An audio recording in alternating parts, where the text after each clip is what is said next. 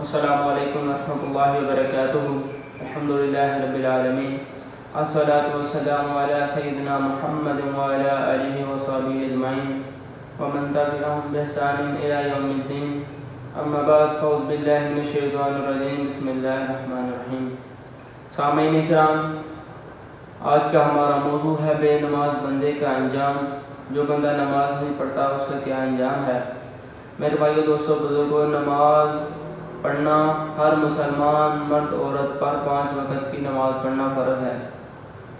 اللہ کے نبی صلی اللہ علیہ وآلہ وسلم نے نماز کسی بھی حالت میں نہیں چھوڑی، بلکہ جہاد میں بھی، جنگ کی حالت میں بھی اللہ کے نبی نے نماز پڑھی اور فرمایا کہ نماز کسی بھی حالت میں معاف نہیں. چاہے تم بیمار ہو یا تم پر بیماری اتنی زیادہ ہیوی ہو کہ تم کھڑے ہو کر نماز نہ پڑھ سکو تو تم بیٹھ کر نماز پڑھ لو، اور اگر تم بیٹھ کر بھی نماز نہیں پڑھ سکتے تو لیٹ کر کروٹ لے کر نماز پڑھ لو. اور ایک اور روایت میں فرمایا کہ اگر تم پر بیماری اتنی زیادہ ہیوی ہو جائے کہ تمہارا کروٹ لینا ہی مشکل ہو جائے تو تم لیٹ کر اشارے کے ساتھ نماز پڑھ لو تو تمہیں پوری نماز کے برابر اجر و ثواب دے دیا جائے گا. لیکن میرے بھائیوں، کئی لوگ اچھے بھلے جان بوجھ کر نماز چھوڑ دیتے ہیں، جان بوجھ کر سستی کر دیتے ہیں. ایک ہے نماز نہ پڑھنا، ایک ہے نماز میں سستی کر دینا. لیکن جو بندے نماز نہیں پڑھتے میرے بھائیوں، ان کے بارے میں بڑے ہی سخت الفاظ استعمال کیے گئے ہیں. میرے بھائی، جو بندہ نماز نہیں پڑھتا، میں یہ بار بار کہتا ہوں کہ جو بندہ نماز نہیں پڑھتا وہ یہ نہ سمجھے، وہ اس غلط فہمی میں نہ رہے کہ میں نماز نہیں پڑھتا. میرے بھائیوں، ہماری کیا حیثیت ہے، ہماری کیا اوقات ہے کہ ہم اللہ رب العالمین کے سامنے سجدہ ریز نہ ہوں، بلکہ اللہ رب العالمین نے ہم سے توفیق سجدہ چھین لی ہے، ہم سے نماز پڑھنے کی توفیق ہی چھین لی ہے.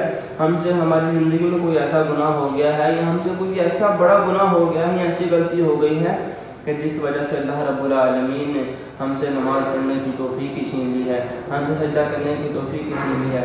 میرے بھائیوں، ہمیں اپنی زندگی کو محاسبہ کرنا چاہیے. میرے بھائیوں، جو بندہ نماز نہیں پڑھتا اور نہ صرف نماز نہیں پڑھتا بلکہ اس بات کا انکار بھی کرتا ہے کہ مجھے نماز پڑھنے کی ضرورت نہیں. نماز تو وہ لوگ پڑھیں جن کے پاس مال نہیں، جن کے پاس اولاد نہیں، جن کے پاس پیسہ نہیں. میرے پاس تو سب کچھ موجود ہے، جن کے پاس نہیں وہ نماز پڑھ کر اللہ رب العالمین سے مانگے. تو میرے بھائی، اگر یہ بندہ بغیر توبہ کیے مر جاتا ہے تو کتابیں اس کے بارے میں کیا کہتی ہیں؟ کتابیں اس کے بارے میں 5 چیزیں کہتی ہیں. وَلَا يُغَسَّلْ، اس بندے کو غسل نہ دیا جائے، اور اس بندے کو کفن بھی نہ پہنایا جائے، اس بندے کی نماز جنازہ نہ پڑھی جائے، اس بندے کو مسلمانوں کے قبرستان میں نہ دفنایا جائے، اور اس بندے کے لیے مغفرت کی دعا نہ کی جائے. اللہ اکبر. میرے بھائیوں، کتنی سخت باتیں ہیں کہ دنیا کے اندر ہی اسے کتنی زیادہ رسوائی کا سامنا کرنا پڑ رہا ہے. میرے بھائیوں، کتابیں کیا کہتی ہیں کہ اس بندے کو غسل نہ دیا جائے، اس بندے کو کفن نہ پہنایا جائے، اس بندے کو مسلمانوں کے قبرستان میں دفن نہ کیا جائے، اور اس کے لیے مغفرت کی دعا کرنے کی بھی کوئی ضرورت نہیں. میرے بھائیوں، کتنا سخت معاملہ ہے، لیکن ہم اس بات کو سمجھتے نہیں. میرے بھائی، اگر نماز نہ پڑھیں گے تو میرے بھائی اس کا انجام بڑا ہی برا ہے. میرے بھائی، قیامت کے اندر اور قبر میں بھی عذاب کا سامنا کرنا پڑے گا. میرے بھائی، اللہ نے تو ہمیں نماز کے لیے پیدا کیا ہے، ہمارا دنیا میں آنے کا مقصد ہی نماز پڑھنا ہے، تو ہم پھر کیوں نماز نہ پڑھیں؟ ہم کیوں جان بوجھ کر نماز چھوڑتے ہیں؟ میرے بھائی، نماز کسی بھی حالت میں معاف نہیں. اللہ کے نبی نے فرمایا کہ نماز بے حیائی اور برے کاموں سے روکتی ہے، نماز میری آنکھوں کی ٹھنڈک ہے. اور فرمایا کہ فجر اور عشاء کی نمازوں کی پابندی کیا کرو، کیونکہ منافق بندے کی یہ نشانی ہے کہ یہ عموماً فجر اور عشاء کی نمازوں میں لیٹ ہو جاتا ہے.